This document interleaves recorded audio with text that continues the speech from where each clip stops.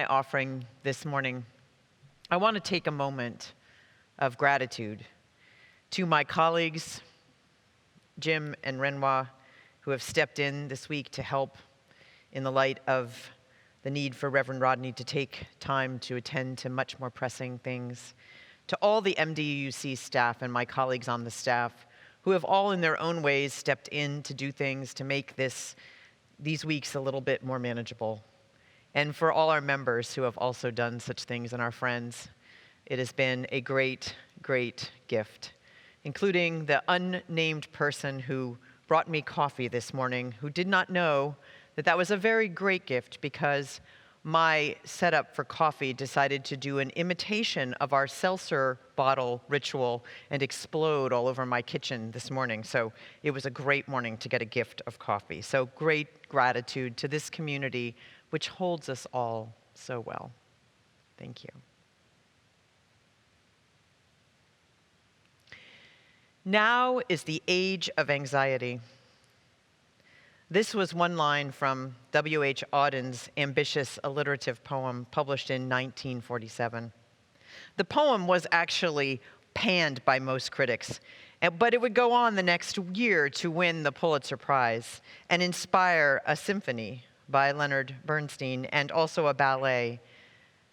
The poem involved the staging of 4 lonely people who come out of their isolation to meet at a bar and try to find meaning and connection in the world that was left to them after the atrocities of World War II, which were all too new and all too unnavigable at that time. Composer Bernstein read the poem, and it spoke to him, a Jewish man trying to search the rubble of his own faith after the horrors of the Holocaust. His short symphony of the same name contains one movement, often known as the Mask, which is a torrent and tangle of notes. In a film clip I watched several times in preparation for today, the pianist was literally drawn out of his seat with the energy of releasing all that tension that is held within that score. He was smiling by the end with a wild abandon, not unlike that I felt in my part of participating with my bottle of seltzer during our Time for All Ages. He executed that wild musical anxiety attack with amazing precision and grace. Sometimes we just have to admit our fear and anxiety about the world, and doing so gives us a certain release, though we dread facing it.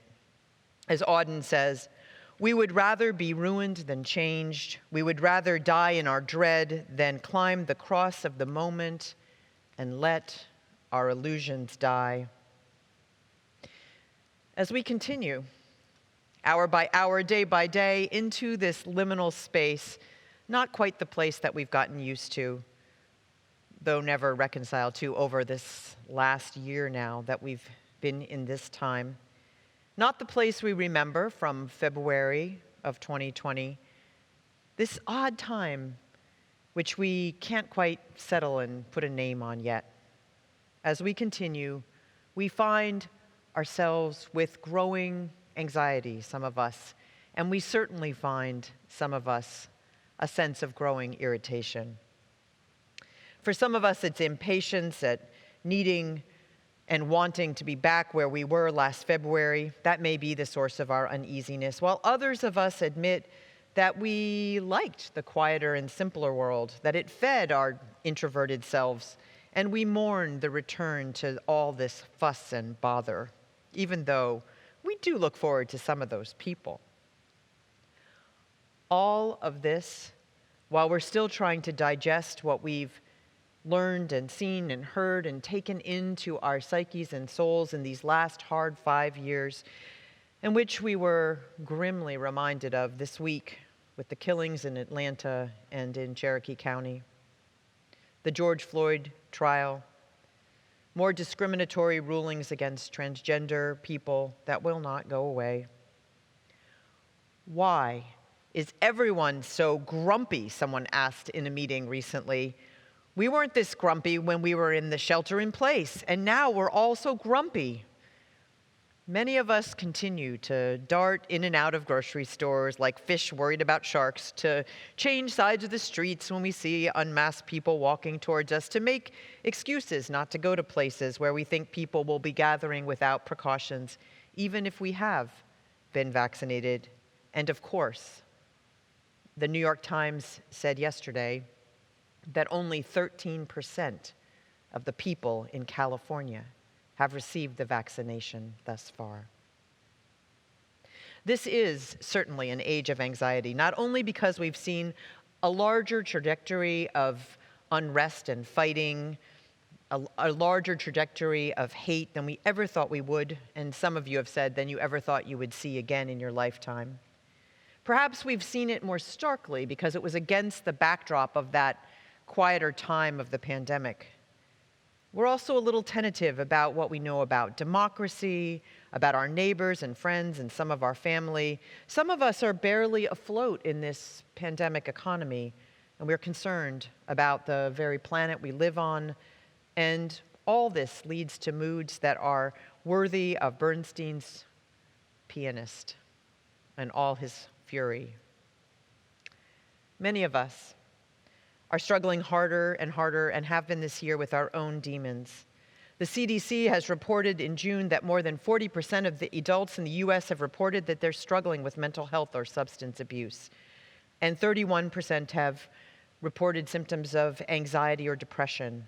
26 have reported that their symptoms of stress and trauma and have developed into disorders related to the pandemic. And some of that stress is related to hate. Stop AAPI Hate received 2,800 reports in 2020 of acts against Asian Americans, around 10% of which were physical assaults. And the AAPI Emergency Response Network has received over 3,000 reports about Asian Americans and Pacific Islanders being attacked since it started tracking COVID-specific hate incidents last year. Addictions are also on the rise, with more people struggling in these last months of the pandemic. I want to commend to you this new reader that our UUA just put out, This Day in Recovery. It's a daily meditation reader, for if that is something that might be helpful for any of those symptoms for you. And I want to take a moment to speak specifically to the generational aspects of anxiety among us, because I think that's leading to greater friction among us as well. Millennials among us are actually among the most anxious in these times, and also the most angry. One reason might be because of the millennial wealth gap, which has been shown time and time again, most recently by the New American Foundation, which did a study that said that this generation was still, before the pandemic, not earning close to what their parents did at a similar age. The previous generations were much more better off in real dollars. And again, that was before all this other stuff happened. So if moving back into this sort of the same, sort of different world isn't just as simple for you as opening the door and walking through, then you're not alone. We all have anxieties to shake off, and we have seen glimpses in this last year and the years before that, actually, of things that are large and scary and frightening. This is a time when the progressive end of the religious spectrum found itself wondering something that we're not used to, finding ourselves wondering if this were, in fact, the end times that we were witnessing. Back from another time of confusion and uncertainty about what to believe in, Auden asks, "Do I love this world so well that I have to know how it ends?" Some of us have grappled with that question. If you are scoffing now, if you are one of the people that said the door can't hit you behind you, you can't get through it fast enough, thinking, this is not me, I am so ready, then I invite you to be a little intentional, to give a little thought to how you come back into this world, because it's probably worth a little time in the spirit of our ancestors who ask us to pass our life through the fire of thought, especially in this time on Sunday when we gather, for that is why we gather. We gather because we care about one another, of course, because we like to be with like-minded people, and we also gather because this is the place where we find our sustaining beliefs. Some of you who have been with me in meetings this week have heard my somewhat embittered joke that since California is one of a handful of states which took religious workers off the Tier 1C list priority for vaccination and added in earlier to Tier 1B cannabis workers to the 1B agricultural tier, I have been proposing that we diversify our funding by starting a pot farm out over on the hillside, which would allow some of us who can't get a vaccination otherwise to get one at this time. Though the governor may not agree with me, I do what I do because I believe that this time together is essential. And it's just as essential as selling things at the mall or working at a bar. It is essential at this time when we have choices to make about how we come back into this hurting world. Though, as Auden portrays, we can come together anywhere to search for meaning, including that bar, which is where his characters meet. Here, perhaps we can take some time together in the different ways that we meet to think about what we have learned together over this last year and what it means about how we should act now, for we live in a different world than the one we exited from a year ago.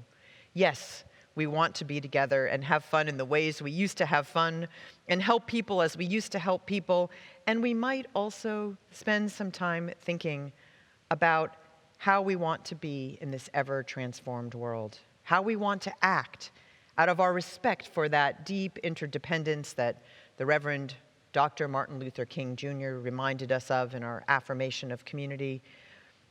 People, some of whom among us will not have the same freedoms for many months, some who will never be able to physically sustain the vaccine. Back about 10 years ago, when my personal world had just crumbled around me, my spiritual advisor listened to me being dismal and grouchy session after session after session. We really weren't going anywhere, I have to say. And then suggested that I get 2 large 2-gallon bottles of seltzer water and go out and on a beach somewhere and shake them as hard as I could and then let them go. And with them, she suggested, I let go of some of my resentments, some of my anger, some of my frustration. It was actually much less expensive than an extra session with her, and it was a fun thing to do on a San Francisco rainy day. It worked, in a way, because it gave me the chance to acknowledge what I was struggling with, that I was grieving, that I was anxious, that I was angry, that what I had worked for, what I had thought my life was not, and that I was going to have to reconstruct some parts of it. And that was just plain unfair. The conscious naming of that anxiety let me move beyond it, even if it was just for some moments. If there was ever a year for us to struggle, this last one has been it. And we can begin our conscious and intentional reemergence with self-knowledge and also self-care. If we have been wrestling with depression, it's a good time to get help. If we have developed addictions, there are time-honored traditions and support structures out there that truly do work. And some of them, including the network of 12-step programs, are available without cost for those who are also facing fiscal problems. We have our own Tuesday interpretation of the 12 steps here on Tuesdays afternoons, and there are countless others among the community. If we want to take the time to understand why some of the political and social structures around us are so challenging, we can come and talk to others about it. That's really the premise of the What We Can't Unknow class that we still have several sessions left, one of them this Thursday. All of these are outlets. There are those mad notes on the piano, sprays of seltzer in the air. There are many other ways of shedding stress too, like dance and yoga and walking, time in nature, change of scenery, come on campus, use one of our outdoor gathering places here. Meditation or just taking a breath, and mindfulness and intention can actually be liberating for us. Let's have a conversation. Let's talk to someone trained to help us. I personally am looking forward to some wild finger painting to Bernstein's score for his Symphony No. 2. And if we are a person who holds an identity that seems to be targeted for hate in this world still, we can find solidarity among others who understand, either because they share that identity or they've gone to the trouble to learn how to be truly empathetic. Leonard Bernstein's Age of Anxiety ends in a way that holds the peaceful notes in an interesting juxtaposition and tension with some more lively phrases, piecing things together in a kind of musical crazy quilt. It's an odd and tentative beauty that I think all of us are experiencing as we reemerge into this world. As we do come out of our cocoons, perhaps it is important for us to choose how we want to do this. In this community, which provides the essential opportunity for us to make these choices and thus add to the growing beauty of the world, let's invest in these questions. Do we come out of this world as if it were our due or our delight? Do we do so with callousness or with caring? Do we prioritize only our own needs and wants and desires that have been unfulfilled, or those of the people most affected, the grieving, those unclear about their financial future, those targeted by hate, and those still isolated who have had to be the most isolated for this last year and who will be the longest isolated? When we face our anxiety, we can release it and still act from our best selves. Though we, like Auden and Bernstein in their day, may still be wrestling with what is real and what holds us in these uncertain times. Emerging into this ever-transformed world, we can help one another wrestle with what we have learned in our time of forced retreat. Honoring and caring for ourselves, we can allow ourselves to enter in with loosened anxiety, with greater joy, and with the love that breaks all boundaries. In this spirit, may we reemerge dancing with wild abandon and joy.